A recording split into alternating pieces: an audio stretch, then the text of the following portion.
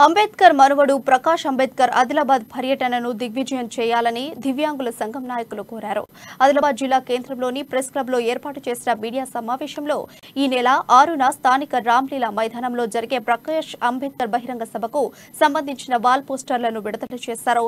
జిల్లా వ్యాప్తంగా పలు మండలాల నుండి దివ్యాంగులు, దళిత, బహుజనులు పెద్ద సంఖ్యలో విచ్చేసి సభను జయప్రదం చేయాలని విజ్ఞప్తి చేశారు.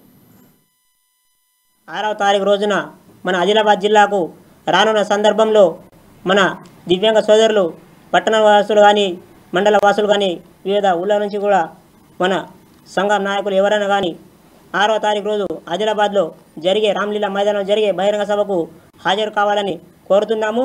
మనకు ఏదో జీవోలు కానివ్వండి, మనకు రాజకీయ విషయం లేదు కనుక ఆ రోజు మనం అందరూ కూడా ఆయనకు ఒక మెమోరాండం ఇవ్వడం జరుగుతుంది. మనకు రాజకీయ రిజర్వేషను ఎన్నోసార్లు ఎందరో నాయకులకు ఇవ్వడం జరుగుతుంది, కానీ మనకు ఇప్పటిదాకా రాజకీయ రిజర్వేషన్ కల్పించడం లేదు.